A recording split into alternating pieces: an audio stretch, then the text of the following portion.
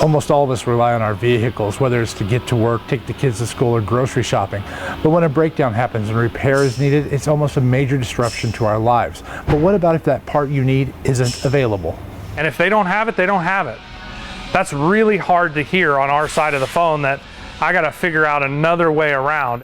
Auto repair shops from across the country are looking for parts. As I talked to a parts vendor this morning, he said that there's places from California, New Mexico, Arizona calling right here in Springfield because they think he might have a factory part. It's not just the probability of not having a part, but the cost is another factor for local repair shops. You know, everything the car business has been through the last few years, I'd say keeping us up at night. I mean, we adapt and go, and we're hopefully going to be there for the customers to do just the best that we can with what we've got. I mean, we've made it through some pretty hard times. Some dealerships are still trying to get things back to normal following the COVID-19 outbreak. Well, we're still feeling some of the effects of the pandemic, and then, of course, some of the process has changed, and it is, you know, it is still difficult to get certain parts. There's still stuff that's on constraint. Clay Maxey Ford says eventually the effects of the strike are going to be passed along to the consumer. The prices are going to go up on the parts, and the longer that this takes, and of course the more that the higher the wages they go, it's just going to find its way to the overall cost.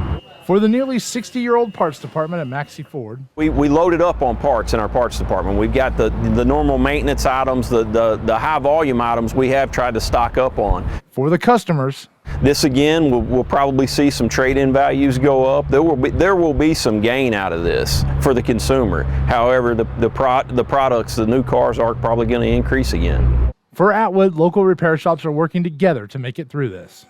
We are leaning on each other, whether it's a specialty tool that, you know, everything takes a specialty tool now, or a supplier. Sometimes it's sharing a supplier. I'm very thankful to be in this part of the country. Makes a huge difference having people that'll work with you instead of against you. When it comes to parts, Atwood says his technicians and himself are getting back to taking them apart, diagnosing the problem, and rebuilding the part from scratch. It's a way of getting back to the basics of being an auto mechanic.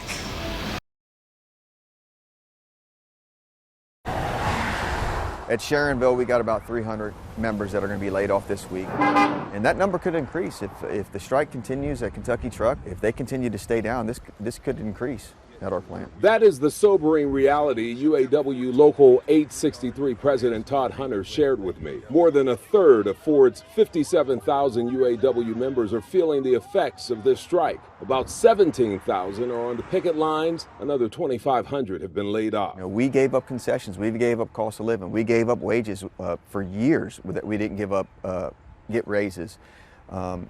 There were holidays that we gave up at the time. We are just now starting to get back to where we're asking for this stuff back. You know, what we thought was a temporary help for the company turned into a permanent one. The surprise strike at the Kentucky Truck plant set off a ripple effect impacting the Sharonville location. Shutting down that plant harms tens of thousands of Americans right away.